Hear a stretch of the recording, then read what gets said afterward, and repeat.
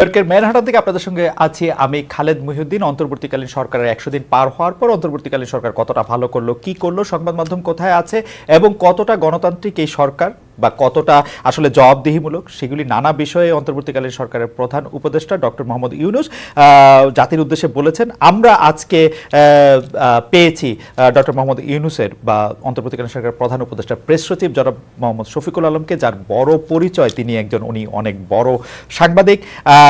আমরা শফিক ভাই আপনাকে স্বাগত জানাই। আপনার সাথে আমার অনেক বেশি মানে কি বলে যে একটু ফর্মাল সম্পর্কই করা উচিত বা ফর্মাল সংবোধনই করা উচিত। আপনি মাননীয় প্রেস সচিব, কিন্তু আপনাকে শফিক ভাই ছাড়া অন্য কোনো কিছু বলা আমার জন্য কঠিন, সেই জন্য আমি আসলে আপনাকে শফিক ভাই বলতে চাই।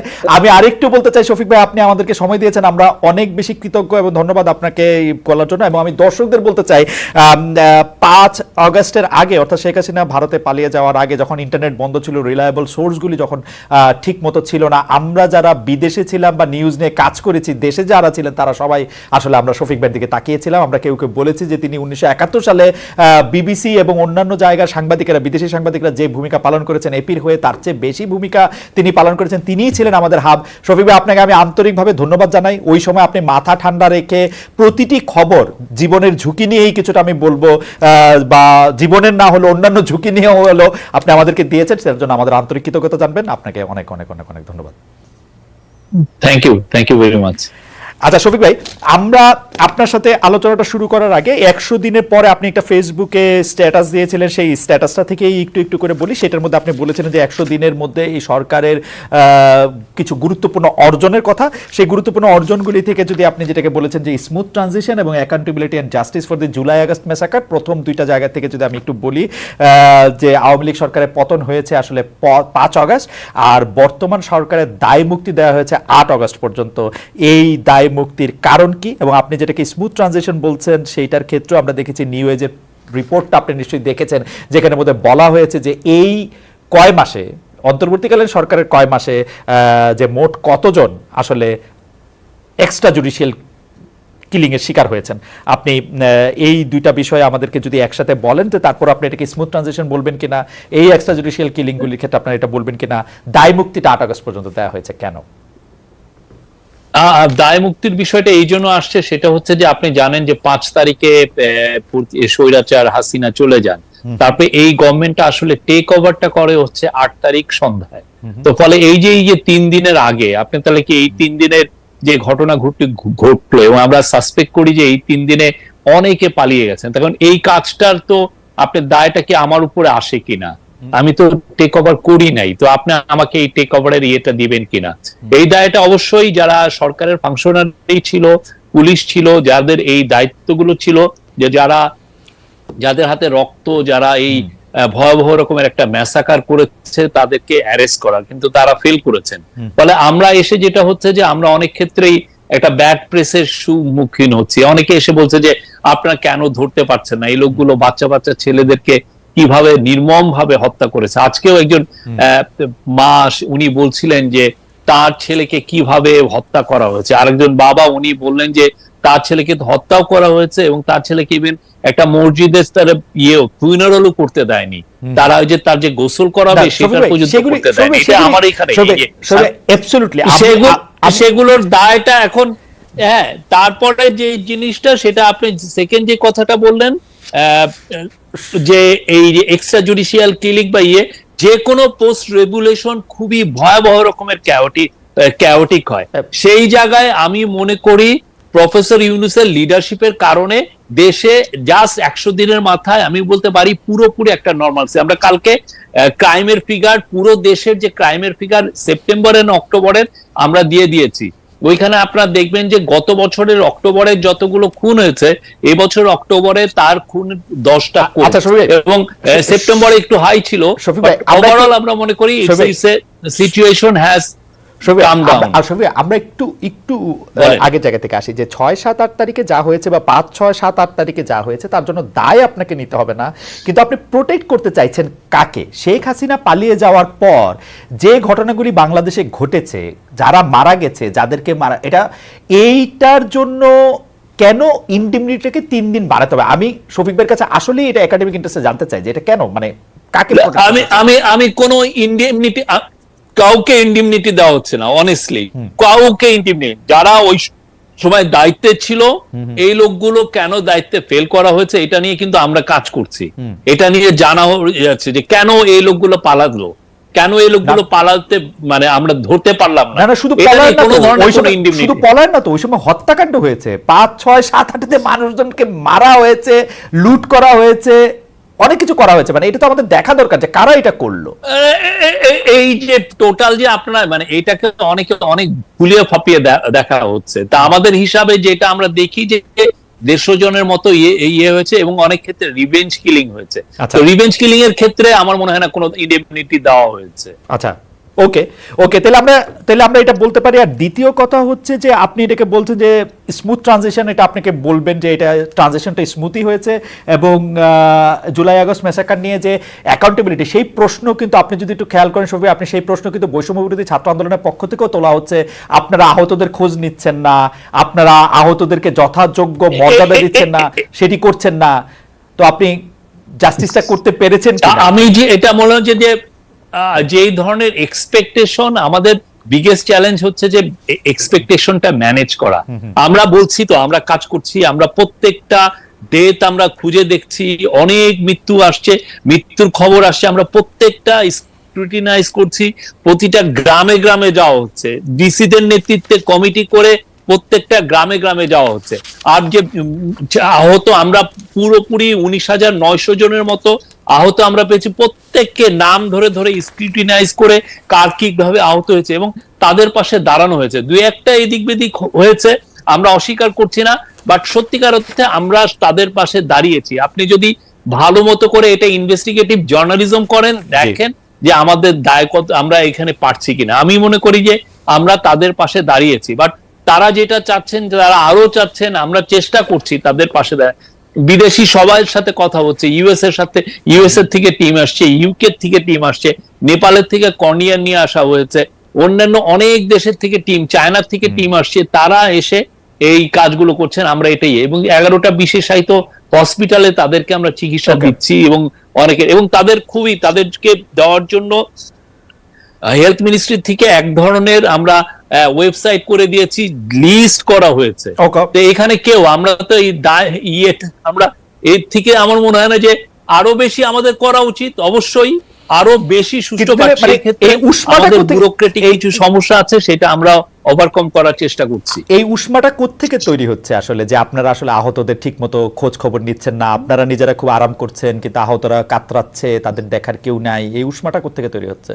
আমরা প্রথম কথা হচ্ছে আমরা কেউ আরাম করছি না। আমরা মনে করি এটা একটা গণ অভ্যুত্থানের ফসলের, এটা একটা গভর্নমেন্ট, এবং এই গভর্নমেন্টের পুরো হৃদয়ের মধ্যে আছে এই ছাত্র জনতার যে স্যাক্রিফাইস তারা করলো। তো আমরা প্রতিনিয়ত, আজকে একজন বাবা এবং মা যখন কথা বলছিলেন, আমাদের গা শিহরিত হচ্ছিল। আমরা তাদের প্রতি, আমি বলবো যে আমাদের মানে ডেডিকেশনের কোনো অভাব নাই আমাদের ইয়েতে, বাট আমাদের যেটা হচ্ছে যে এক ধরনের, আমি বলবো যে আমি যেই ব্যুরোক্রেসিকে পেয়েছি সেটা খুবই ইনএফিশিয়েন্ট, সেই ব্যুরোক্রেসি নিয়ে আমার সর্বোচ্চ গতিতে কাজ করতে হচ্ছে, এটা আমি বলতে পারি।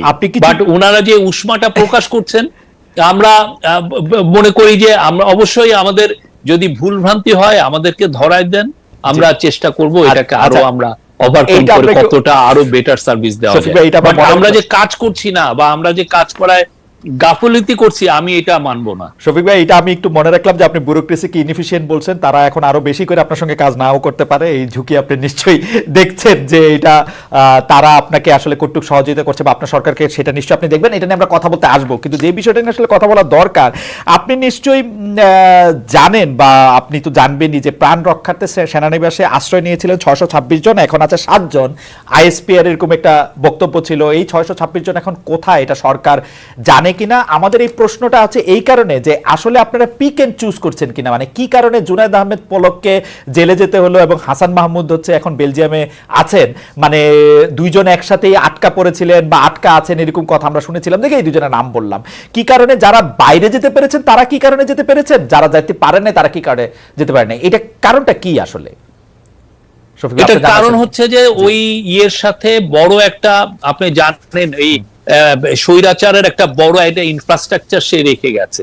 তাকে যে স্বৈরাচার বানাইছে তারা কারা? পুলিশের লোক, সিভিল ব্যুরোক্রেসির লোক, অনেকে তাকে বুড়ে, এবং তারা তার দিকে হেল্প করেছে।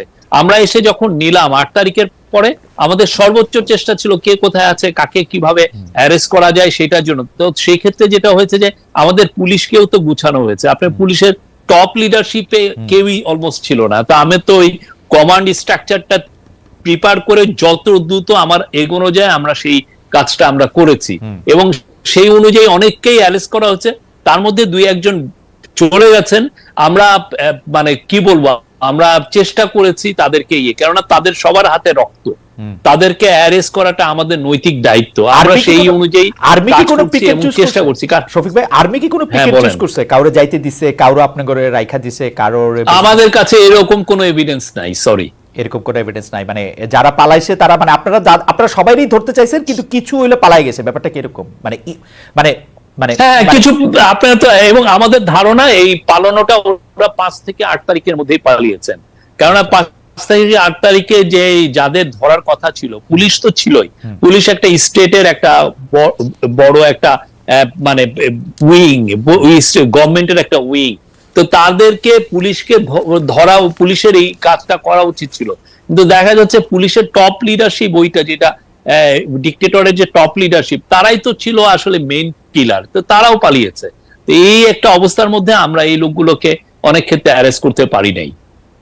ওকে, আমি আবারও একটু অন্য প্রসঙ্গে আসবো, কিন্তু তার আগে আপনার প্রিয় বিষয় যেগুলি নিয়ে আপনি আসলে বহুদিন কাজ করেছেন, সেটা হচ্ছে অর্থনীতি।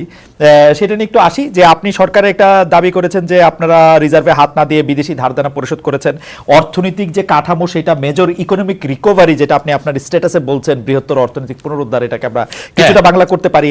তো সেইটা কি আসলে, মানে সেটা আসলে কতটা ঠিক? মানে আমি কেন এই কথা বলতেছি, আমি সেপ্টেম্বরের 5 তারিখে বাংলাদেশ ব্যাংকের গভর্নরের কাছে জানতে চেয়েছিলাম যে আপনাদের কাছে এখন আসলে রিজার্ভ কত। তো উনি বলেছিলেন যে তার কাছে রিজার্ভ হচ্ছে $20 বিলিয়ন। তো সেই $20 বিলিয়ন থেকে আপনি এখন, যদি আমরা 12 নভেম্বর যে বিডি নিউজের যে প্রতিবেদন আমরা দেখি, যে আকুর দেনা পরিশোধের পর $18.19 বিলিয়ন রিজার্ভ এসছে। 87 দিনে রিজার্ভ কমেছে $2.29 বিলিয়ন, যেটা সেপ্টেম্বরের 5 থেকে আরেকটু সেটা ছিল। তো রিজার্ভে হাত না দিয়ে সেটা কমলো কিভাবে, সেটা একটা প্রশ্ন। আর আওয়ামী লীগের আমলে একদম ধ্বংস হয়ে গেছে অর্থনীতি, যেই গল্পটা আমরা শুনেছিলাম, সেটা $20 বিলিয়ন থাকলে সেটা ঠিক কিনা, সেটাও যদি একটু বলতেন। না, আওয়ামী লীগের আমলে ধ্বংস কি হয়েছে কি হয় না, এটা নিয়ে আমার মনে হয় মানে রিপোর্ট হয়েছে। কি হয়েছে এটা পুরো বাংলাদেশের মানুষ জানে। আমি এটা না, আমরা যেটাকে ইনহেরিট করেছি, এটা খুবই একটা ভঙ্গুর ইকোনমি। ওরা টাকা ছাপে, মানে ওরা মানুষজনকে হ্যাপি করতে যে টাকা ছাপিয়েছিল 60,000 কোটি টাকা। পুরো জিনিসটা আপনাকে ইনফ্লেশনকে এটা আরো ট্রিগার করেছে। আমরা এসে যেই পেয়েছি, সেটা দেখা যাচ্ছে যে রিজার্ভ ইজ ডিপ্লিটিং। আর আমাদের যেটা হয়েছে যে আমাদের এসেই আপনি ম্যাসিভ আকারে, আমার আজকে কাতার গ্যাস বলতেছে যে আমার $1 বিলিয়ন দিতে হবে, কালকে আদানি বলতেছে যে আমার 900 বিলিয়ন, তারা 900 মিলিয়ন ডলারের ঋণ রেখে গেছে।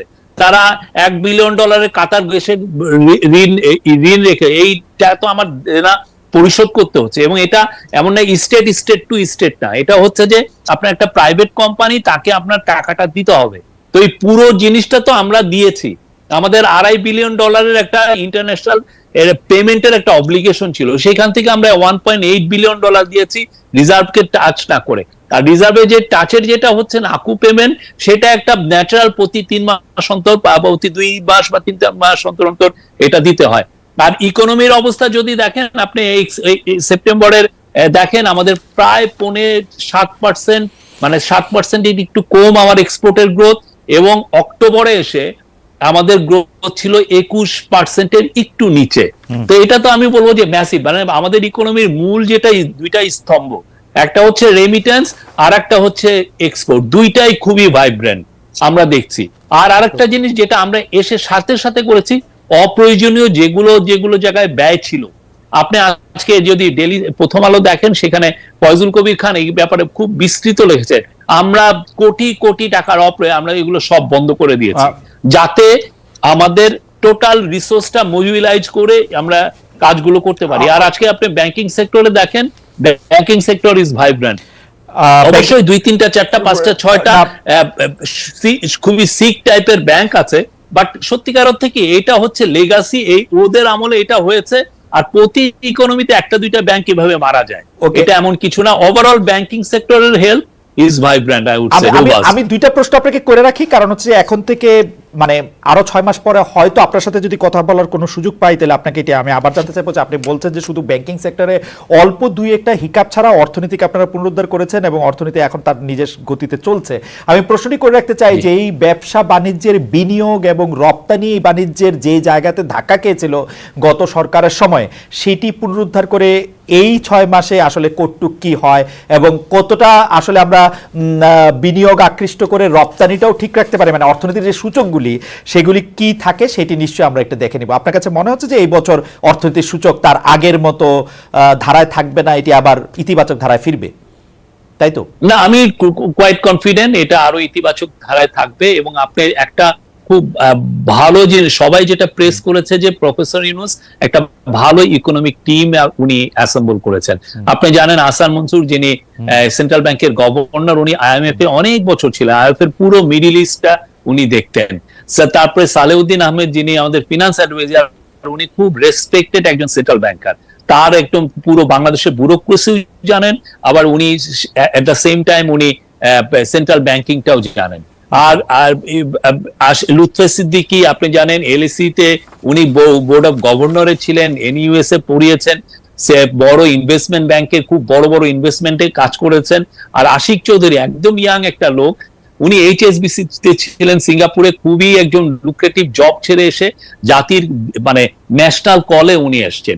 আমি মনে করি এটা ফ্যান্টাস্টিক টিম। আশিক চৌধুরী 1 মাসে 200টার বেশি সিইও এর সাথে কথা বলেছেন এবং আমরা কোয়াইট কনফিডেন্ট যে এই ইকোনমি ঘুরে তো দাঁড়িয়েছে, সামনে আরো দেখবেন যে আমাদের এইটা আরো আগামী কিছু কিছু লোকালাইজ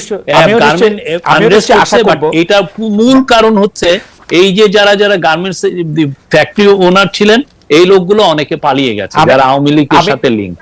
আমি নিশ্চয়ই আশা করব কিন্তু আইভি লিগে পড়া, খুব ভালো কর্পোরেটে ভালো করা, রাষ্ট্রে ভালো করবেন, এই ফর্মুলাটা আসলে কতটা ঠিক সেটা আমি দেখতেও চাই। যে এই ঘটনাটি আসলে সবাই আলোচিত হয়ে মানে সবাই আলোচনা করছে, অনেকে আলোচনা করছে, কেউ কেউ আলোচনা করছে, আপনারা করছেন কিনা জানি না। সেটা হচ্ছে কিশোরগঞ্জের করিমগঞ্জে হৃদয় রবি দাসের নামের এক তরুণকে, আমি ডয়চে ভেলের খবর পড়ছি, ডয়চে ভেলে বাংলার খবর, কিশোরগঞ্জের করিমগঞ্জে হৃদয় রবি দাস নামে এক তরুণকে প্রথমে আটক করে পেটানো হয় বলে অভিযোগ, তারপর নিয়ে যাওয়া হয় সেনাবাহিনী ক্যাম্পে, সেখান থেকে শুক্রবার দিবাগত গভীর রাতে হাসপাতালে নেয়ার পর তার মৃত্যু হয়। সোমবার বিকাল পর্যন্ত থানায় কোনো মামলা হয় নাই। আপনি এটাতে আরেকটু কিছু বলবেন কিনা? হৃদয় রবি দাসকে আমরা শুনেছি আমাদের যে কোনো এক্সট্রা জুডিশিয়াল কিলিং কে আমরা কন্ডেম করি, আমরা যে কোনো এক্সট্রা জুডিশিয়াল কিলিং কে আমরা ইনভেস্টিগেট করছি, আমরা আমাদের কোনো হাইড এন্ড সিকের কোনো এজেন্ডা নাই, আমরা এগুলো পুরো জিনিসগুলো ইনভেস্টিগেট হবে। আপনাকে এইটুকু অন্তত বলতে পারি। ইনভেস্টিগেট হবে কেমন জানি, মানে শফিক ভাই আপনি তো ওই পারে ছিলেন, মানে ইনভেস্টিগেট হবে কেমন জানি শেখ হাসিনার প্রেস সেকশনের ভাষা, যে আমরা সবকিছুকে খতিয়ে দেখছি, ইনভেস্টিগেশন করা হবে, কমিশন করা হবে।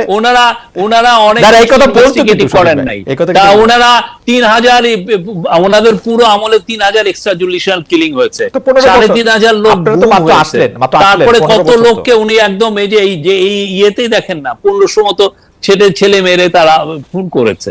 তা আমাদের সাথে এটা তুলনা করতে এসেন না, আমরা প্রত্যেকটা জিনিস আমরা ইনভেস্টিগেট করছি, প্রত্যেক আমাদের এখানে কোনো ইয়ে নেই, কারণ আমরা এখানে আসি নাই কোনো পলিটিক্যাল এজেন্ডা আমাদের নাই, আমরা পলিটিক্যাল পার্টির ইয়ে না, আমরা আসছি ন্যাশনাল রিবিল্ডিং এর তাগিদে, এই আমরা আসছি বিকজ আমাদের পুরো ওয়ালগুলোতে রাষ্ট্র নির্মাণ করতে হবে, এই বাণীগুলো এই লেখাগুলো খুব সুস্পষ্ট ভাবে আমাদের ছেলেমেয়েরা লিখে দিয়েছে, সেই তাগিদে আমাদের এখানে আসা। পলিটিক্যাল এজেন্ডা নাই সেটা বলছেন, কিন্তু আপনার অন্তর্বর্তী সরকারের 100 দিন পূর্তির পর যে ডক্টর মোহাম্মদ ইউনূস অন্তর্বর্তী সরকারের প্রধান উপদেষ্টা ভাষণে নির্বাচনে কোনো রূপরেখা না থাকায় বিএনপির মহাসচিব মির্জা ফখরুল ইসলাম আলমগীর স্পষ্ট হতাশা জানিয়েছেন। তিনি বলেছেন নির্বাচিত সরকার কেন দরকার তার যৌক্তিকতা তুলে ধরতে গিয়ে মির্জা ফখরুল বারবার বলেছেন নির্বাচিত সরকারের পেছনে জনগণের সমর্থন থাকবে, এই বিষয়টা অবশ্যই চিন্তা করতে হবে। আপনারা চিন্তা করছেন কিনা? উনি যে মতামত, আমি ওটা নিয়ে বেশি কিছু বলবো না, আমি এটা বলবো যে আমাদের যে ম্যান্ডেট, গণঅভ্যুত্থানের ম্যান্ডেট হচ্ছে যে আমাদের রাষ্ট্রটা নির্মাণ করতে হবে, সে আলোকে এই কমিশনগুলো করে দেওয়া। আর এই কমিশনগুলো রিপোর্টগুলো দিবে 31শে ডিসেম্বরের মধ্যে। ওই রিপোর্টগুলো নিয়ে ওনাদের সাথেই কিন্তু আমরা কথা বলবো, আমরা পলিটিক্যাল পার্টিগুলোর সাথে কথা বলবো, সমাজের সমস্ত ধরনের স্টেক হোল্ডারের সাথে কথা বলবে। ওইটার আলোকে আসলে আমরা বুঝবো যে আমরা কি ধরনের ইলেকশন আমরা দিব বা কি ধরনের রিফর্মটা আমরা বাস্তবায়িত করব। আর রিফর্মটা আমি যখনই বাস্তবায়িত করব তখন আসলে আমি বুঝবো যে আমার কতদিন সময় লাগবে। ধরেন আপনি আজকে 300 সিটে আমাদের ইলেকশন হয়, এখন সবাই পার্টি মিলে বললো যে না আমরা 300 সিট সেই 1973 সাল থেকে দেখছি, অতএব এবার আসি আমরা 500 সিটে ইলেকশন করি।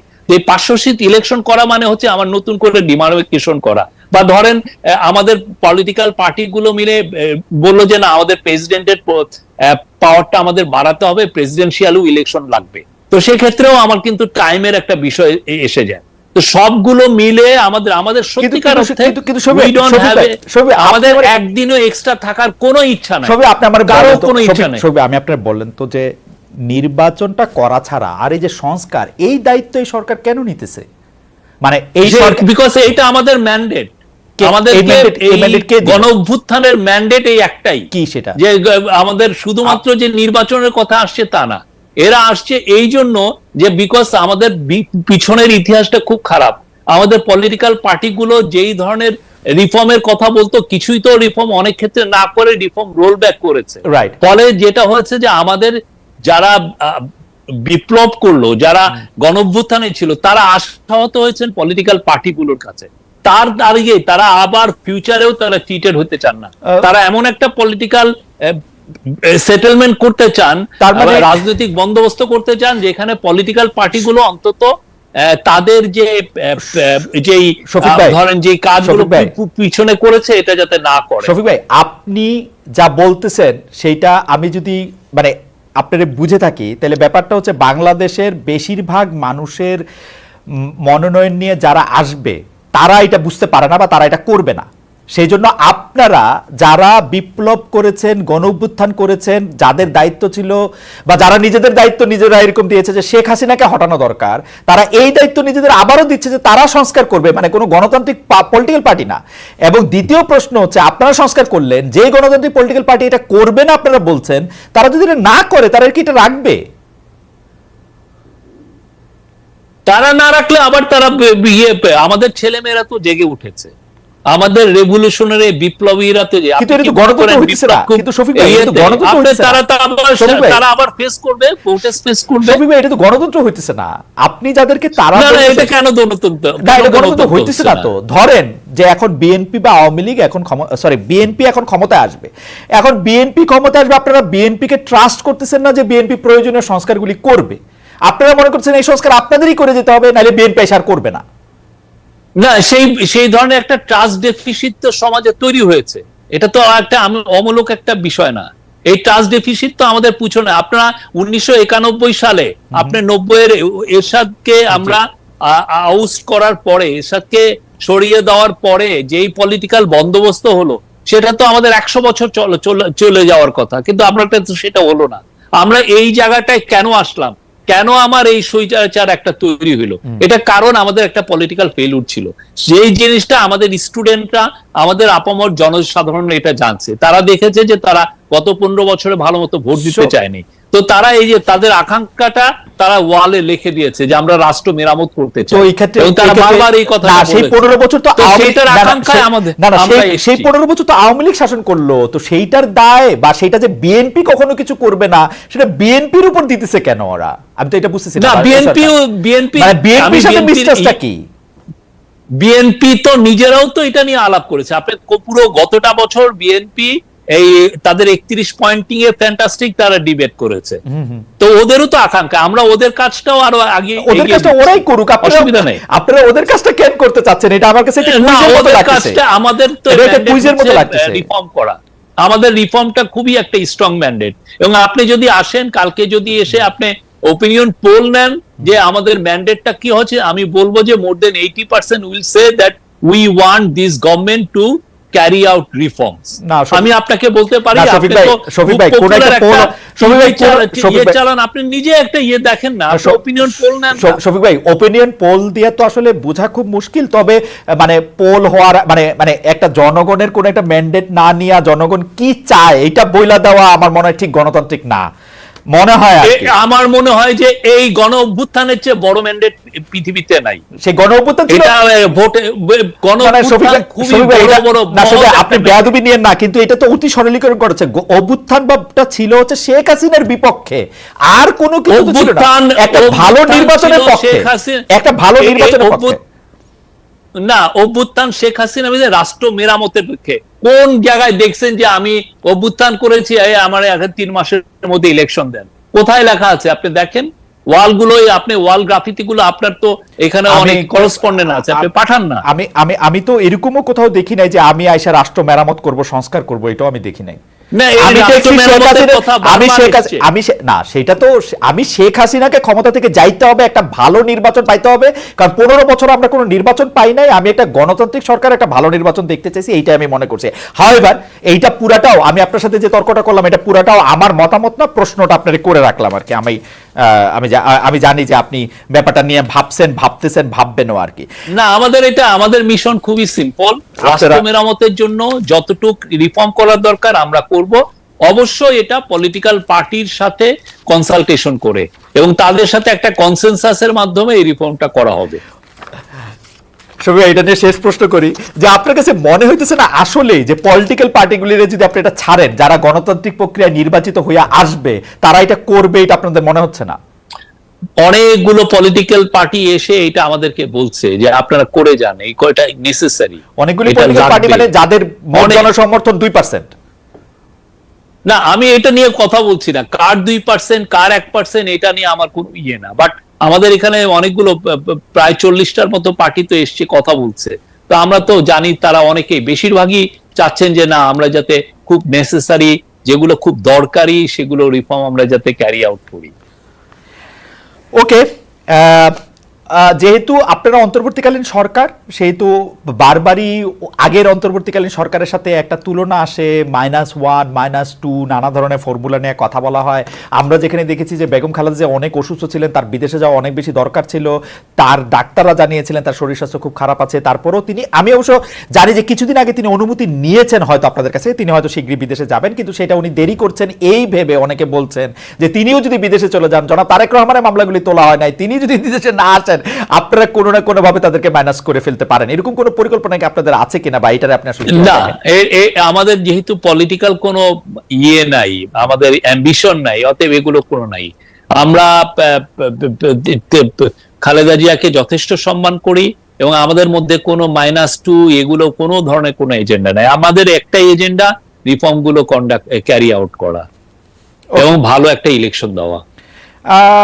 আচ্ছা, এই সরকারের 100 দিন উপলক্ষে জাতির উদ্দেশ্যে যে ভাষণ দেওয়ার ক্ষেত্রে প্রধান উপদেষ্টা বলেছেন এই সরকারকে ব্যর্থ করার জন্য, অকার্য করার জন্য আমরা বিশাল অর্থে বিশ্বব্যাপী দেশের প্রতিটি স্থানে প্রতিটি জায়গায় এক ধরনের মহাপরিকল্পনা দেখার কথা তিনি বলছেন। বলা হচ্ছে একটা বড় প্রচেষ্টা হচ্ছে বিভেদ সৃষ্টি করা, কিন্তু আমরা কিন্তু দেখতে পাচ্ছি বৈষম্য বিরোধী ছাত্র আন্দোলনের সঙ্গে এই অন্তর্বর্তীকালীন সরকারের একটা দূরত্ব কি সৃষ্টি হচ্ছে। কেউ কেউ বলছেন এই সরকার কি করছেন আমরা দেখতে পাচ্ছি না, উপদেষ্টা হিসেবে কাদের নিয়োগ দিচ্ছেন আমরা দেখতে পাচ্ছি না। কেউ কেউ এইটাও বলছেন যে ছাত্র আন্দোলন থেকে যে উপদেষ্টারা এসছেন তাদের সঙ্গে অন্য উপদেষ্টাদের এক ধরনের এবং দেও সৃষ্টি হয়েছে। আপনি এই ভিন্নতাগুলির ক্ষেত্রে আপনি আসলে কি মনে করেন, এর জন্য আওয়ামী লীগের ষড়যন্ত্র কিভাবে কাজ করছে সেটি কেমনে মনে করেন? আমি মনে করি যে আমি তো 14টা ক্যাবিনেট মিটিং এ ছিলাম, আমি তো দেখেছি যে তারা খুবই একটা ভালো টিম। আমি তো কোনো কারোর মধ্যে বৈরিতা বা কেউ দূরত্ব তৈরি হয়েছে কারোর মধ্যে, এটা আমার কাছে হয় না। আমি মোটামুটি প্রত্যেকটা মিটিং এই থাকি, দেখি তো খুবই দে আর এ ভেরি গুড টিম। আর সত্যিকার অর্থে কিছু কিছু ক্রিটিসিজম খুবই হেলদি। আমরা চাই যে সমস্ত বাংলাদেশের যারা আমাদের যদি দুর্বলতা থাকে, আমরা যদি মিস্টেক করি, সেটা বৈষম্য বিরোধী ছাত্ররাই হোক আর পলিটিক্যাল পার্টি হোক, তারা আমাদেরকে ক্রিটিসাইজ করুক, তাহলে আমরা বুঝবো যে আমরা ঠিক করছি নাকি বেঠিক করছি। আর এটার মানে এই না যে সে আমার থেকে দূরে চলে গেল, কারোর সাথে আমাদের দূরত্ব নেই। আমরা মনে করি পলিটিক্যাল পার্টি বা বৈষম্য বিরোধী ছাত্র আন্দোলন সবই আমাদের অংশীজন। এটা নিয়ে আমাদের কোনো ধরনের কোনো দূরত্ব নাই। আমরা খুবই রাইট অন ট্র্যাক আছি এবং আমি মনে করি যে আমরা আমাদের লক্ষ্যে খুব স্থির আছি। আর আওয়ামী লীগের কথা আপনি কি বলবো, ওরা তো দেখছেন যে ওরা কি ধরনের প্রপাগান্ডা চালাচ্ছে। আমরা বলেছি যে 44 জন পুলিশ মারা গেছে, সেখানে ওরা মিথ্যাচার করছে যে 3000 পুলিশ মারা গেছে। এই 3000 পুলিশ মারা যাওয়াকে কেন্দ্র এটাকে জাস্টিফাই, এটা দিয়ে এই জন্য বলছে, তারা জাস্টিফাই করতে চাচ্ছে এই বাচ্চা 8 বছর 4 বছর 12 বছরের ছেলেদেরকে যে ওরা নির্মম ভাবে হত্যা করলো, সেটাকে তারা জাস্টিফাই করার চেষ্টা করছে।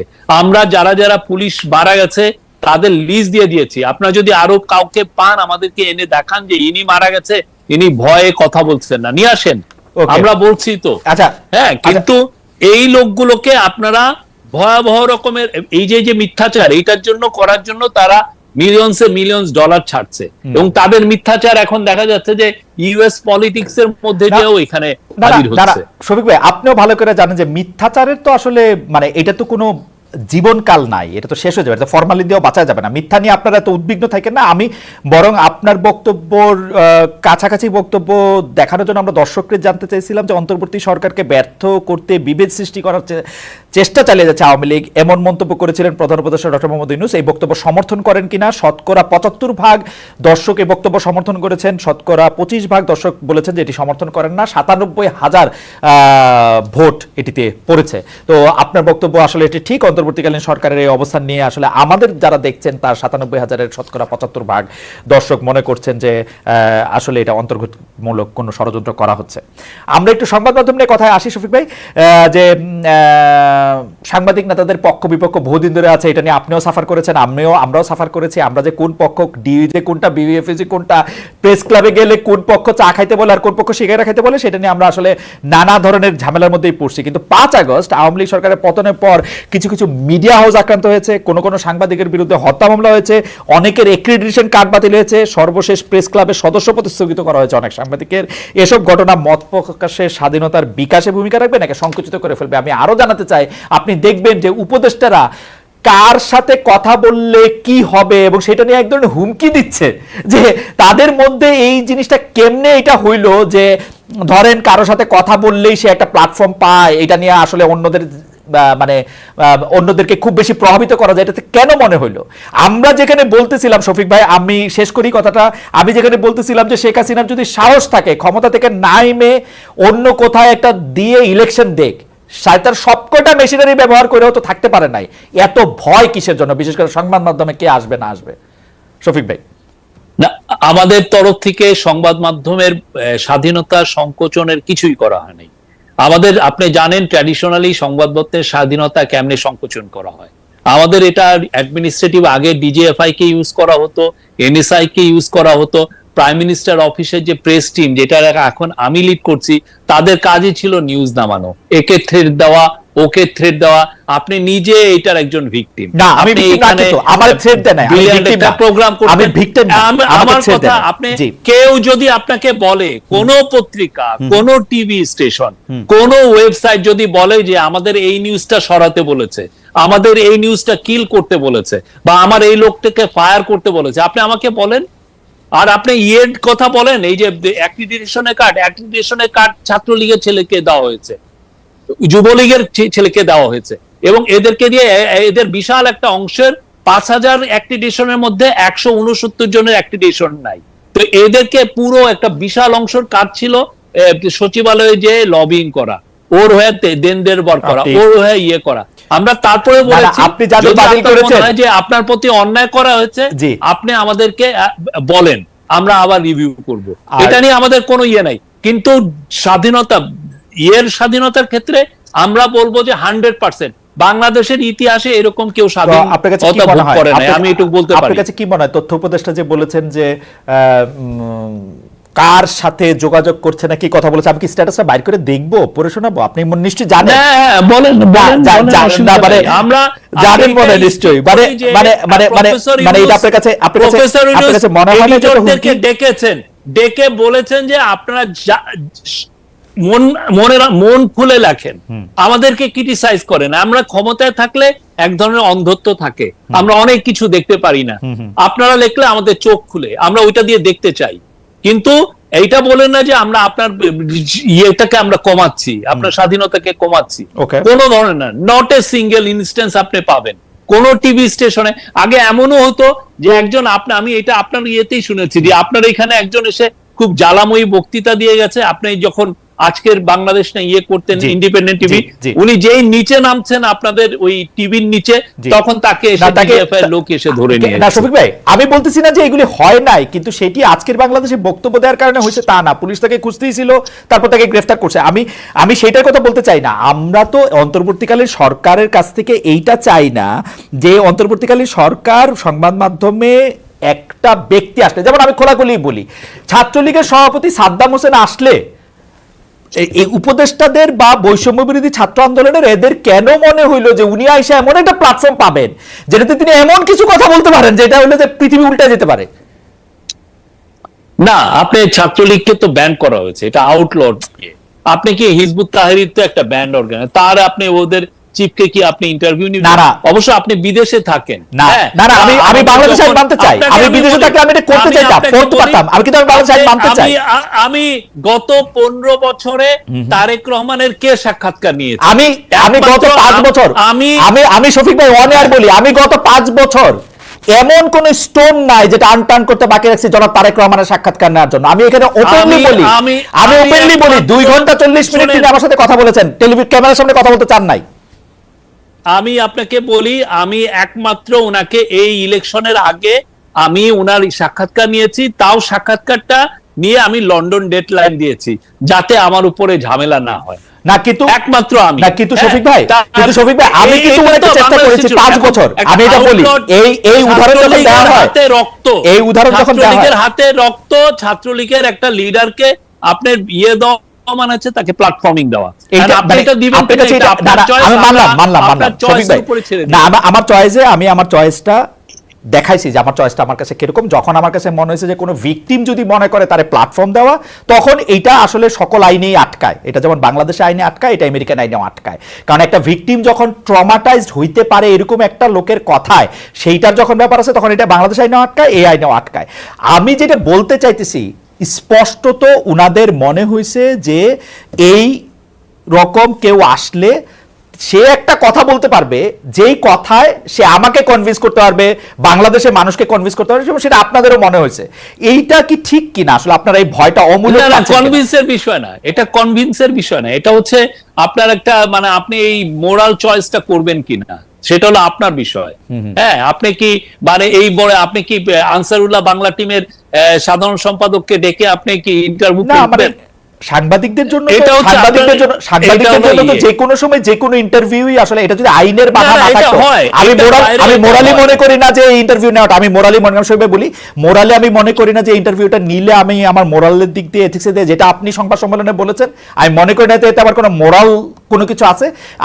আমি মনে করি যে ইন্টারভিউটা, কিন্তু আইনের ব্যাপারটা, আমি আইনের প্রতি শ্রদ্ধাশীল, বাংলাদেশেও আমেরিকাতেও, এইটা আমি I got it। কিন্তু আপনাদের মনে হইতেছে কিনা একটু বেশি, এবং অ্যাক্রেডিটেশন ক্রেডিট কার্ড বাতিলের কথা আপনি যাদের কথা বললেন, তাদের ব্যাপারটা কি আসলে এটা ঠিক? মানে মানে মানে যাদেরকে বাতিল করা হয়েছে তারা যদি মনে করে যে তারা জেনুইনলি অ্যাফেক্টেড, তারা আমাদের কাছে লিখতে পারে, তারা আমাদেরকে বলতে পারে যে আমার কেসটা রিভিউ করেন। অবশ্যই আমরা রিভিউ করব, আমি কথা দিলাম আমরা রিভিউ করব, অসুবিধা নাই। কিন্তু তাদেরকে এটা ইয়ে হবে, কিন্তু আমরা যেগুলো দেখেছি সেটার আলোকে আমাদের কথা। আর একটা জিনিস মনে রাখবেন, অ্যাক্রিডিটেশন কার্ডকে স্ক্র্যাপ করা মানে আপনি জার্নালিজম করতে আমরা মানা করছি তা না।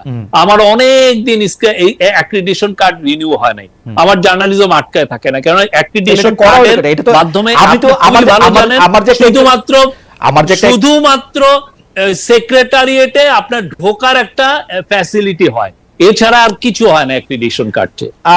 শফিক, আমার তো অ্যাক্রিডিটেশন কার্ডটা কবে ছিল, কবে এটার মেয়াদ গেছে সেটা আমার মনেও নাই, সেটা আমার মনেও নাই।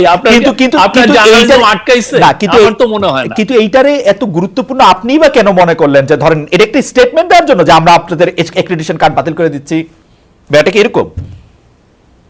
You wanted to make a point. না, আমরা দেখেছি যে এই অ্যাক্রিডিটেশন কার্ডে অনেকে ছাত্রলীগ, যুবলীগ, ইভেন আওয়ামী লীগের লোকজন বা তৎকালীন পতিত স্বৈরাচারের মিনিস্টারের ব্রেন ট্রেন এদেরকেও দেওয়া হয়েছে। তো এটা তো অবশ্যই আমাদের রিভিউ করাটা তো দরকার, ঠিক না?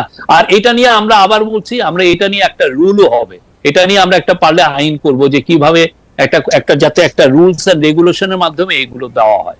ওকে, শফিক ভাই, বৈষম্য বিরোধী ছাত্র আন্দোলনের সমন্বয়কদের অনুরোধে মানে একরকম জোর করেই, যেটা আসলে ডক্টর ইউনূস বলেছেন, প্রধান উপদেষ্টা হয়েছেন ডক্টর ইউনূস এরকম বলেছেন, যারা জীবন দিয়েছে, যারা রক্ত দিয়েছে, তাদের ডাক আমি ফিরিয়ে দিতে পারি নাই, যারা এই সুপ্রিম স্যাক্রিফাইস করছে তাদের ডাক আমরা ফিরিয়ে দিতে পারি নাই।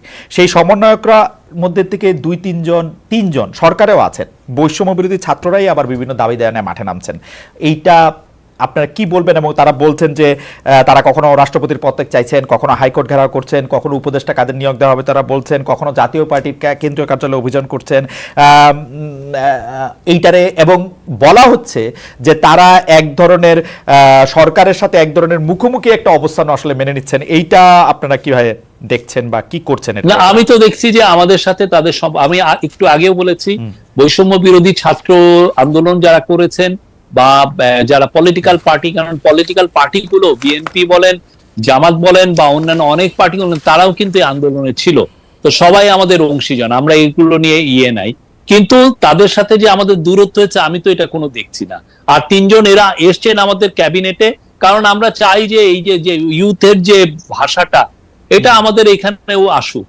তারা যে চায়, তাদের ডিমান্ড গুলো কি, আমাদের যাতে জেনারেশনাল একটা গ্যাপ না হয়, তাদের চাওয়া পাওয়া, তারা বাংলাদেশকে কিভাবে দেখছে, আমরা তো বাংলাদেশটা তাদের কাছে রেখে যাব। তো তাদের একটা ইনক্লুশন তো খারাপ না। এবং these are smart guy, Mahfuz বলেন, নাহিদের মতো স্মার্ট পলিটিশিয়ান বাংলাদেশে খুব কম আছে। তো এরা তো দে আর মানে কন্ট্রিবিউটিং, মানে আমি বলবো যে খুব ব্রিলিয়ান্টলি তারা কন্ট্রিবিউট করছেন আমাদের এই ক্যাবিনেটের কাজগুলোতে। আমি তো কিছু যখন ডিবেট গুলো হয়, দে অ্যাক্টিভলি টুক পার্ট। তারা ওই যে নীরব যে বসে আছেন যে তাকে আমি এক ধরনের ফেভার করা, সেগুলো না। আর আরেক দিক দিয়ে যেটা সার্জিস বা হাসনাত বা অন্যান্যরা যেটা করছেন, তারা তো আওয়াজ তুলছেন। আমরা তো বলছি যে সবাইকে, যদি আমাদের মিস্টেক হয়, আমাদের যদি কোনো শর্টকামিংস থাকে, আপনারা আওয়াজ তুলেন, অসুবিধা কি, আমরা শুনি। আমি তো আপনাকে অংশীজনই ভাবছি। ওকে, ফ্যামিলিতে থাকে না, আপনার সাথে তো আমার ডিফারেন্স অফ ওপিনিয়ন হয়, তাই বলে তো আপনি আমার এনিমি না। ডিফারেন্স অফ ওপিনিয়ন হলে এনিমি না, এটা একটা ভালো কথা। কিন্তু আমরা যদি ধরে নেই যে রাজনৈতিক বা অন্য কারণে এই সরকারের সময় সংখ্যালঘু সম্প্রদায়ের আক্রমণ, তৌহিদি জনতার ব্যানারে মাজার, বাউল আখড়ায় হামলা, যৌনকর্মীদের অনিরাপত্তা, পোশাকের জন্য নারীদের অপদস্থ করা, এইটা যে কথিত আওয়ামী লীগের কথিত যে সাংস্কৃতিক দার্শনিক বয়ান, তারই আসলে প্রতিষ্ঠা করতেছে কিনা শফিক ভাই? না, আমরা এগুলো ব্যাপারে খুবই স্ট্রং নিয়েছি। মাজার ভাঙার বিষয়ে আমরা স্ট্রং মেজার নিয়েছি। আপনি দেখেন, আমরা যখন স্ট্রং মেজার, এরপরে আর একজনও সাহস পায়নি, এটা হবে না। তারপরে আপনি যে ছেলেটার এগেনস্টে আসলো, যে সে কক্সবাজারে একটা ইয়েদেরকে, একটা মেয়েকে বোধহয় সে প্রহার করেছে বা এটা তাকে বাজে কথা বলেছে, তাকে ওই দিন কক্সবাজারে 510 মিলিমিটার বৃষ্টি হয়েছে, ওর মধ্যে তাকে অ্যারেস্ট করা হয়েছে। কারণ এগুলোর ব্যাপারে কোনো ছাড় নাই। আর অন্যান্য সমস্ত কিছুতে, আর মাইনরিটির কথা আমরা তো অস্বীকার করছি না যে কিছু অ্যাটাক হয়নি, হয়েছে। কিন্তু আমরা বারবার বলছি এগুলোকে এত ওভারব্লোন করা হয়েছে, এত হিউজলি এক্সাজারেটেড করা হয়েছে যে এটা নিয়ে অনেকে পলিটিক্স করছেন, এটা আমরা স্পষ্ট দেখতে পাচ্ছি। আপনি দেখেন যে হিন্দু বৌদ্ধ খ্রিস্টান ইউনিটি কাউন্সিল যে রিপোর্টটা দিয়েছেন, সেটাকে রিভিজিট করেছে নেত্র নিউজ। তারা দেখেছে যে ওদের যে 9 জনের যে মৃত্যুর কথা বলা হয়েছে, তার মধ্যে 8টা মৃত্যুর ক্ষেত্রে ওরা মোটামুটি নিশ্চিত যে এটার কোনো রিলিজিয়াস মোটিভেশন ছিল না, এটা কোনো সেক্টারিয়ান ভায়োলেন্স না। তো তারপরে দেখেন এই রিপোর্ট যে ওরা করেছে, হিন্দু বৌদ্ধ খ্রিস্টান কাউন্সিলের উচিত ছিল বলা যে না, আমরা এই রিপোর্টটা আমরা ওন করি বা কিন্তু তারাও তো চুপচাপ। তারা তো বলা উচিত ছিল যে নেত্র নিউজ যেটা তাদেরকে বলেছে, 9 জনের মধ্যে 8 জন সংখ্যালঘু যারা মারা গেছেন, তারা আসলে ধর্মীয় কারণে মারা যাননি। তাহলে এইটা তো আপনি যদি এটাকে অথচ এটা দেখেন, আমার মনে হয় যে একটা মৃত্যুর কারণ আমরা করোনার সময় দেখেছি, আমরা করোনার সময় মিলিয়ন বার এটাকে ওদের রিপোর্টটা 11 মিলিয়ন বার সাইটেড হয়েছে। শফিক ভাই, ডু ইউ নো মানে কি পরিমাণ মিস ইনফরমেশন এটা আমার কাছে মনে হয় যে মিস ইনফরমেশনের পাশাপাশি আপনাদের একটু দেখাও দরকার এরকম ঘটনা ঘটছে কিনা। এবং আমি মনে করি যে করোনার সময় বাংলাদেশেই যারা মারা গেছে তাদের অনেকের মধ্যে করোনায় মৃত্যু হয়েছে এটা বলে এটা করা হয়েছে, এবং এই সময়ের মধ্যে কোনো একটা সংখ্যালঘু সম্প্রদায়ের কেউ মারা গেলেই এইটাকে পলিটিক্যাল কিলিং বলা যাবে কি যাবে না সেটাও আসলে একটু দেখা দরকার, নাকি পলিটিক্যাল কিলিং হয়েছে। কারণ একটা মৃত্যু, শফিক ভাই আপনি জানেন, আপনি মাঠে সাংবাদিক ছিলেন, যে একটা মৃত্যুকে আসলে নানাভাবে রাশামন সিনেমার মতো নানাভাবে ব্যাখ্যা করা যায়।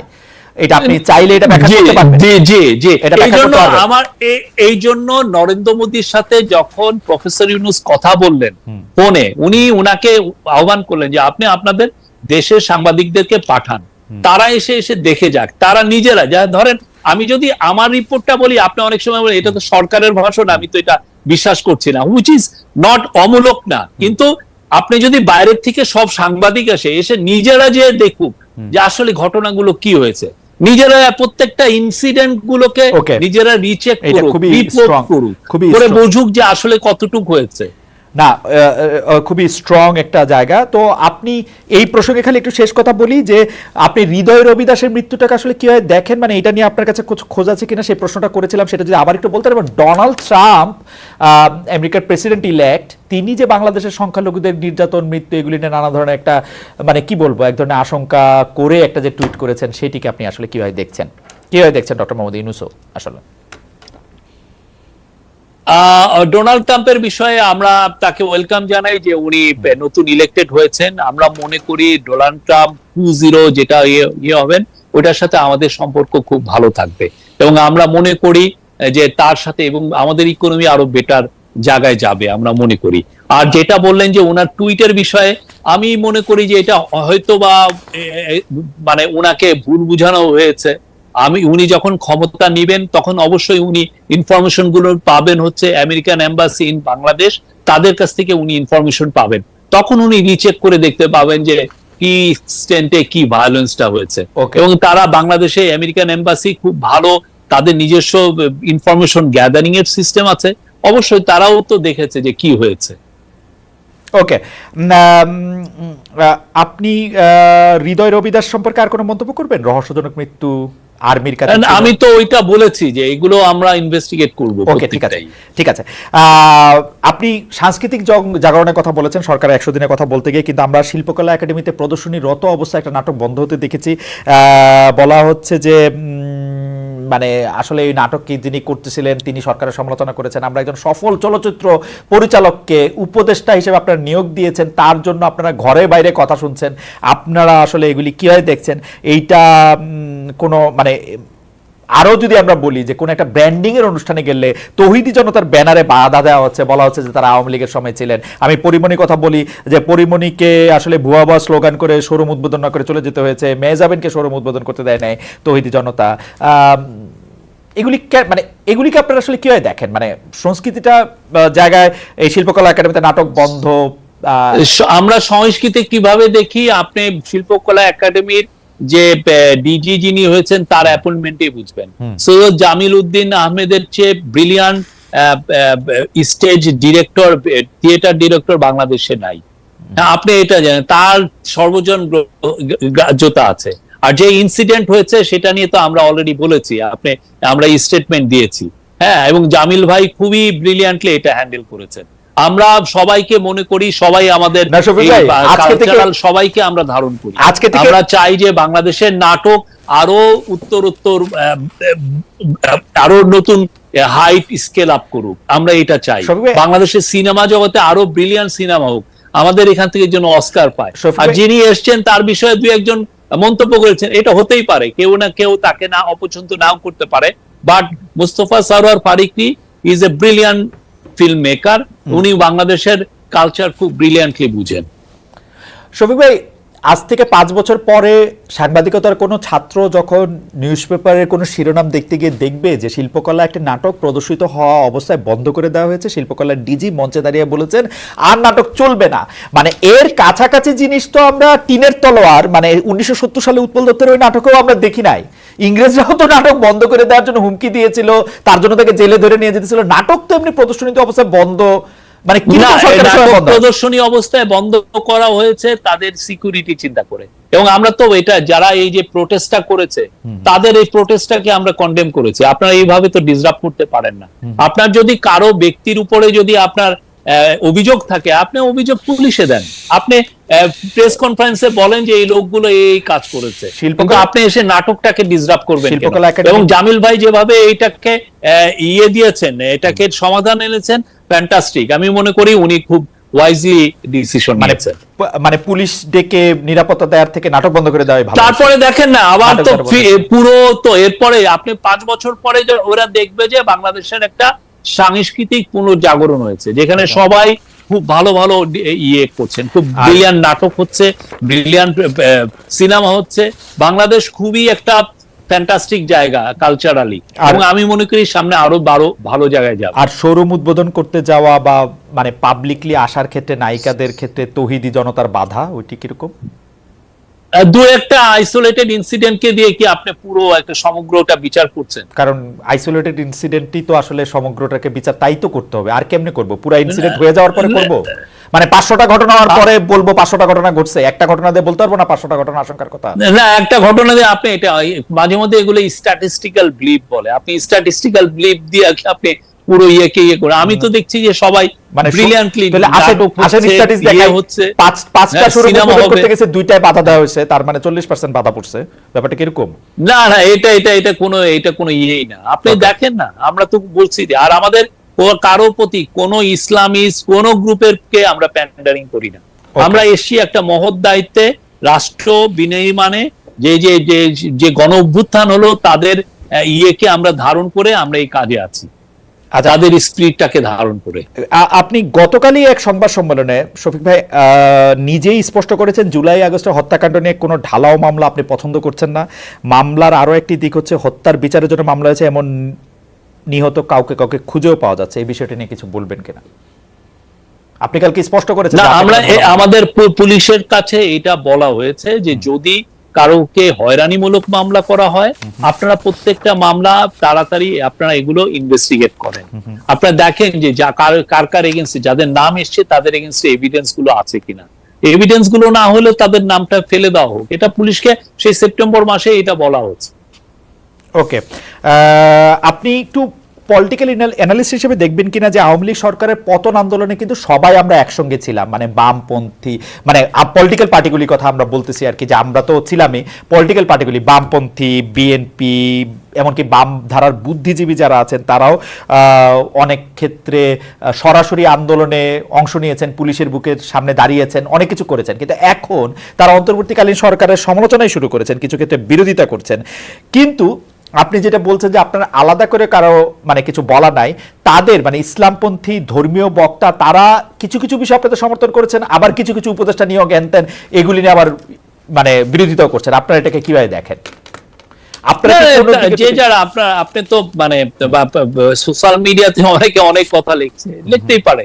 হ্যাঁ, আমরা সবাইকে মানে কনস্ট্রাকটিভ ক্রিটিসিজম আমরা ওয়েলকাম করি, যে কোনো কনস্ট্রাকটিভ আমরা ওয়েলকাম করি। আচ্ছা, আমি একটু শফিক ভাই আপনাকে বলি যে এই অনুষ্ঠানটা চ্যানেল 24-এ সরাসরি দেখানো হচ্ছিল। চ্যানেল 24 এখন তাদের টপ অফ দ্য আওয়ারের নিউজের জন্য চলে যাবে, কিন্তু আমরা আপনাকে আরো 2-1 মিনিটের জন্য একটু রাখতে চাই এবং আমরা আপনাকে আরো একটু বিষয় একটু প্রশ্ন করতে চাই আপনার অনুমতি নেই। তো চ্যানেল 24 তাদের টপ অফ দ্য আওয়ার নিউজে চলে যাচ্ছে, যেটি পরে আবার দেখানো হবে, আমাদের ইউটিউবে চ্যানেলে এটি প্রচারিত হতে থাকবে। শফিক ভাই, গত সপ্তাহে আমাদের অনুষ্ঠানে এসেছিলেন সিপিবির সাধারণ সম্পাদক জনাব রুহিন হোসেন প্রিন্স। তিনি বলেছেন যে প্রধান উপদেষ্টা তাদের সঙ্গে বৈঠকে বলেছেন জুলাই আগস্টে আন্দোলনে আহতদের চিকিৎসা ও পুনর্বাসনে সরকার কাজ করলেও এ নিয়ে গণমাধ্যমে প্রচারণা কম। এর দায় কি শফিক ভাই প্রধান উপদেষ্টা প্রেস উইং এর? আপনি কি মনে করেন যে প্রচারণাকে আপনিও কম মনে করেন? না, আসলে কি ঘটনাটা কি? না, আমরা তো দেখেন, আমরা এটা নিয়ে প্রচুর আমরা বলছি, আমাদের প্রেস উইং থেকেও বলা হচ্ছে, হেলথ মিনিস্ট্রি থেকেও বারবার আমরা প্রতিদিন প্রেস দেওয়া হচ্ছে। তো তারপরেও একটা দেখা যাচ্ছে যে একটা এক ধরনের, এখন আপনি যদি মানে পুরো যে জিনিসটা আমরা ওয়েবসাইট করে দিয়েছি, ওয়েবসাইটে লিস্টও দেওয়া হচ্ছে যে কারা কারা কি কি হয়েছে, কিন্তু যেটা হচ্ছে কি মানুষের আকাঙ্ক্ষাটা অনেক বেশি। মানুষ মনে করছে যে প্রতিদিন এই ধরনের আমরা কিন্তু দিচ্ছি, আমাদের লিমিটেড যেগুলো স্ট্রেংথ আছে সেগুলো নিয়ে আমরা ম্যাক্সিমামটা দিচ্ছি, যে এটা করা হচ্ছে আজকে ওইটা, আমরা কোনো নিউজ আমরা কিন্তু বাদ রাখছি না, আমরা প্রতিনিয়ত যে এটাই নিউজ হচ্ছে আমরা ওইটাকে দিচ্ছি। তারপরে হচ্ছে আপনি দেখেন আমাদের পত্রিকাগুলো তো ভালো ভালো রিপোর্ট করছে, আহতদের বিষয়ে কথা বলছে, নিহতদের নিয়ে প্রচুর রিপোর্ট হচ্ছে। তার মধ্যেও যেটা হয়েছে যে যেটা গত সপ্তাহে যেটা হলো, এরকম আইসোলেটেড দুই একটা ঘটনা ঘটছে, আমরা অস্বীকার করছি না। তো সেই জন্য আমরা এটা নিয়ে আরো আমরা কাজ, আরো যাতে আরো সিরিয়াসলি কাজ করা যায়, আরো কিভাবে ওদের পাশে দাঁড়ানো যায়, আমরা সেটা করছি, তো আমরা দেখছি। আইন উপদেষ্টা ডক্টর আসিফ নজরুল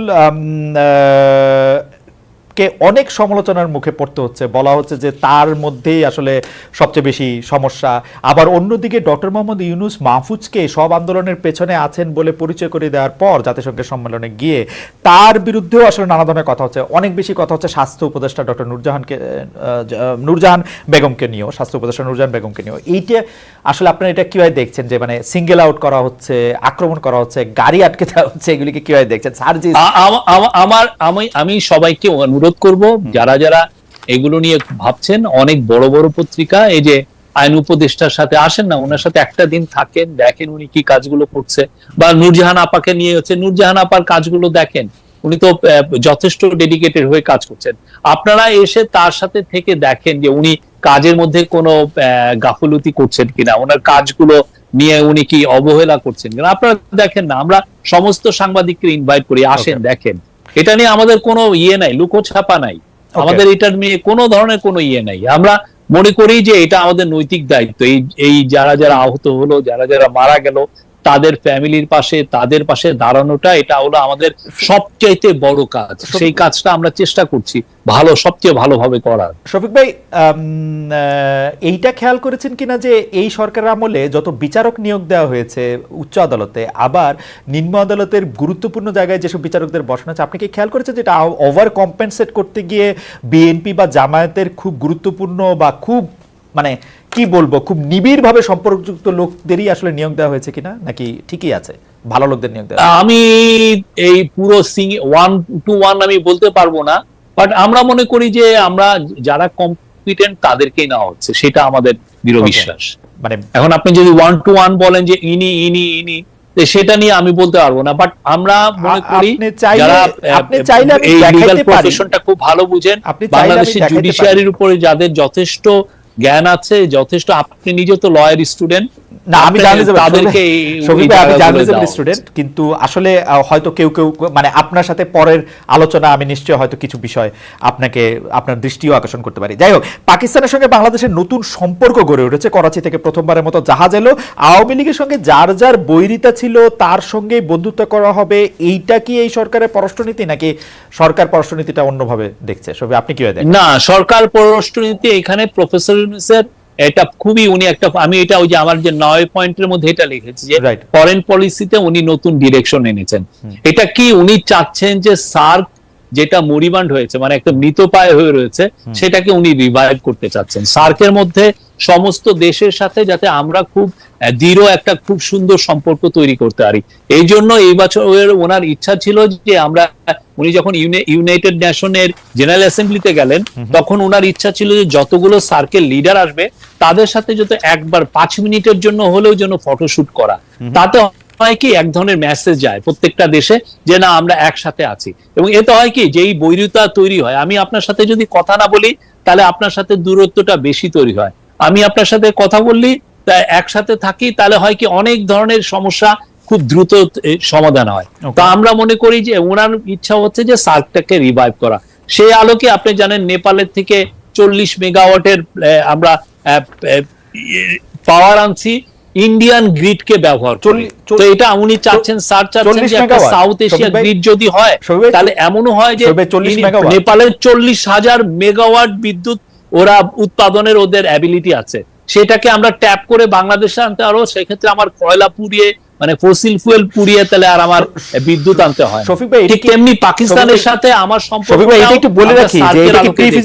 আর যে শিপের কথাটা বললেন সেই শিপটা কিন্তু দুবাই থেকে ছেড়েছে, জেবেল আলী পোর্ট থেকে ওইটা করাচিতে টাচ করেছে, করে তারপরে চিটাং এ আসছে, চিটাং থেকে ইন্দোনেশিয়ার একটা পোর্টে গেছে, ওইখান থেকে মালয়েশিয়ার পোর্ট ক্ল্যানে যায় এটার সমাপ্তি হয়েছে। তো এখন এটাকে ইন্ডিয়ান পত্রিকাগুলো যেভাবে বলছে সেটা তো একদম ভয়াবহ। ইন্ডিয়ান পত্রিকা বলছে আমি সেই জায়গায় যাচ্ছি না, কিন্তু পাকিস্তানের সাথে বাংলাদেশের এডমিরালিটি ওই চুক্তি পুনর্ভাবে না লেখা হলে এটা আসা সম্ভব হতো না, যেহেতু এটা করাচি টাচ করেছে সেই জন্যই। সেটা অসুবিধা কি? পাকিস্তান আমার কোনো অসুবিধা নাই, আমার কোনো অসুবিধা নাই, আমার কোনো অসুবিধা নাই। আমার কাছে আমার খুবই সুবিধা লাগে, আমার কাছে খুব সুবিধা লাগে দেশের সাথে আমরা ভালো আমার খুব সুবিধা লাগে, কারণ হচ্ছে শেখ হাসিনাও তো ইমরান খানকে ফোন করেছিলেন, এক ধরনের কমিউনিকেশন ইনিশিয়েট করেছিলেন, সেটা হয়তো তিনি জারি রাখতে পারেন নাই, নানা ধরনের দুর্বলতা তার ছিল, সেটা আমার কোনো অসুবিধা নাই, আমার কাছে সেটা সুবিধাই মনে হয়। কিন্তু আমি যেটা জানতে চেয়েছিলাম যে মানে আওয়ামী লীগ যেগুলি করতে পারে নাই সেগুলি করার ব্যাপারে আপনার দায়িত্ব অনুভব করছেন, নাকি সেগুলি এটা মানে অর্থনৈতিক এটা ধরেন আপনি পাকিস্তানের থেকে, পাকিস্তানের আপনি জানেন ইয়ার্ন খুব ওরা ব্রিলিয়ান্ট, ওদের ইয়ার্নে ওদের একটা কম্পিটিটিভ অ্যাডভান্টেজ আছে। আমি যেখান থেকে পণ্য আনলে আমি মিনিমাম সুবিধা পাবো আমি সেই জায়গায় যাব, আমার ওই বৈরি আমি রেখে আমার লাভ নেই, আমার ইকোনমিটাতে হয়। আমার এই যে পেঁয়াজ আমি দেখছি যে ইন্ডিয়া থেকে পেঁয়াজ আনলে আমার পাকিস্তানে এই বছর পেঁয়াজ ভালো হয়েছে, আমি যদি পাকিস্তানেতে কম দামে পেঁয়াজ আনতে পারি, হোয়াই নট, আমি নিয়ে আসি। তা আমি এই যে আরেকটা দেশকে আমি ইয়েতে রেখে আমি ট্রেডের ক্ষেত্রে we want to be good friends of everyone. ওকে, শেষ প্রশ্ন, আপনি আপনার জায়গা থেকে যে নেপাল থেকে যে আপনি বিদ্যুৎ আনতে করতে বলছেন, সেটাতে তো আসলে করিডোর হিসেবে ভারতের মাটি ব্যবহার করতে হবে, সেই ব্যাপারে আপনাদের কথা হয়েছে কিনা ভারতের সঙ্গে? সেই ব্যাপারে আমরা স্যার বারবার বলছেন যে উনি চান একটা সাউথ এশিয়া গ্রিড হোক। সাউথ এশিয়া গ্রিড হলে যেটা হবে যে নেপাল ভুটান, আপনি জানেন ওদের যে নদীগুলোতে হাইড্রো ইলেকট্রিসিটি হওয়ার একদম পারফেক্ট জায়গা, এবং নেপাল একটা এস্টিমেট করে দিয়েছে ওরা 40,000 মেগাওয়াট বিদ্যুৎ ওরা উৎপাদন করতে পারে, কিন্তু 40,000 মেগাওয়াট ওরা বিদ্যুৎ উৎপাদন করলে ওদের তো ওই মার্কেটটা নাই, এত বিদ্যুৎ ওদের লাগে। যেটা বিদ্যুৎ ওরা বাইরে আমরা খুবই ইচ্ছুক আমরা নিতে, ওরাও বিক্রি করতে চায়। আমাদের যেটা করতে হবে, নেপালের সাথে আমাদের একটা দূরত্ব হচ্ছে 40 মাইলের মতো, রাইট, সেই জায়গাটা ইন্ডিয়ান গ্রিডটা, এবং আমরা ইন্ডিয়ার সাথে এই ব্যাপারে কনফিডেন্স দিচ্ছি যাতে শফিক ভাই নেপাল বিদ্যুৎ উৎপাদন করলে সেটা ইন্ডিয়া কিনবে না কেন? ইন্ডিয়া তো আরো বেশি এনার্জি, ইন্ডিয়াও কিনছে, আমরা তো ওয়েলকাম করি, এই জন্যই সাউথ এশিয়া গ্রিডের কথা। যে ইচ্ছা কিনুক, অসুবিধা নেই, আমিও কিনি তুমিও কিনো, সবাই একটা গ্রিড ব্যবহার করে, এটা ইউরোপে আছে না, ইউরোপিয়ান ইউনিয়ন ভুক্ত দেশে আছে না। আমরা শফিক ভাই আপনাকে অনেক ধন্যবাদ দিতে চাই, 1 ঘন্টার কথা বলে আপনাকে আরো 2 মিনিট আমরা একটু বেশি রাখলাম, সেই জন্য কিন্তু আপনার সাথে সকল বিষয়ে কথা বলে একটা আসলে আমরা দর্শকরাও নিশ্চয়ই অনেক বিষয় জবাব পেয়েছেন, আপনি কোলাকুলি উত্তর দিয়েছেন এবং এক ধরনের দিক নির্দেশনার মতো হয়েছে, এবং আপনি অনেকক্ষণ আমাদের সঙ্গে ছিলেন। শফিক, আপনাদের কৃতজ্ঞতা এবং ধন্যবাদ জানবেন।